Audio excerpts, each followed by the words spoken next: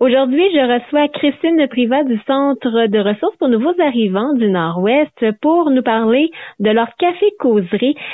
Christine, ça fait quand même un certain temps, certaines années que c'est mis en place tout ça, là. Oui, ça fait 1 an et demi en fait. Je regardais dans mes archives pour me rendre compte, puis ça fait 1 an et demi qu'on avait créé les cafés-causeries avec le Centre de ressources. Moi, en tant que bénévole, à l'époque, j'étais pas encore sur l'RCA. Et on faisait au début les cafés-causeries le vendredi matin, puis ensuite, à la demande de beaucoup de personnes, on était passé au samedi matin. C'était sur place, en personne, mais là aussi, vous avez dû adapter le tout à la COVID-19, là. Oui, c'est ça.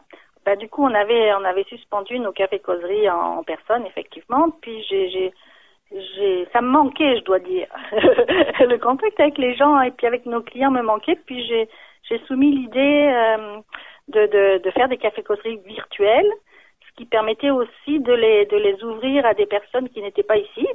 Oui. Puis du coup, ça a changé un petit peu la dynamique des cafés, ça a créé plus d'échanges. Parce qu'en fait, le but des cafés-causeries au départ était de socialiser et puis actuellement, on s'en sert aussi pour briser l'isolement de nos clients et puis du reste de la communauté d'Edmundston en général. Donc, nous avons des gens qui se connectent d'un peu tous les pays, d'Afrique, de France, d'Europe. Et puis, on en a eu ici aussi des Canadiens qui se sont connectés de Grand-Sault, de Saint-Quentin, du Haut-Madawaska. Donc, on joint tout le monde en même temps. Puis, on échange et c'est vraiment très enrichissant. Ces personnes-là, justement, avant ça, il n'y avait pas l'occasion de se joindre à vous, là. On avait commencé à essayer de faire que notre café-causerie soit un petit peu itinérant. On en avait fait un à Saint-Léonard et on comptait en faire un petit peu partout. Mais là, c'est sûr que la pandémie a stoppé tout ça, mais c'est dans nos projets aussi. Est-ce que vous avez remarqué une augmentation de la participation? Oh oui, parce que là, on en est à notre 3e café. Les 2 premiers étaient plutôt des essais techniques, je dirais, donc c'était juste avec mes contacts. On avait fait ça en plus petit comité pour voir comment ça marchait et puis là le dernier on l'a ouvert un peu plus à nos clients, à tous nos clients de partout par le monde et puis ici aussi. Puis on a eu jusqu'à 20 personnes qui se sont connectées. Les gens ne voulaient plus se déconnecter, donc on est resté jusqu'à beaucoup plus tard que midi. Mais ça c'est la beauté des choses.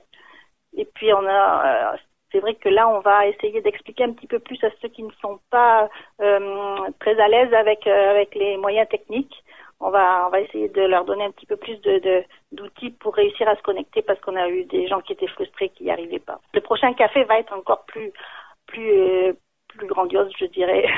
Et justement, les dates, est-ce qu'on a déjà des dates de choisies pour les prochains cafés-causeries? Alors, tous les samedis. Ça reste.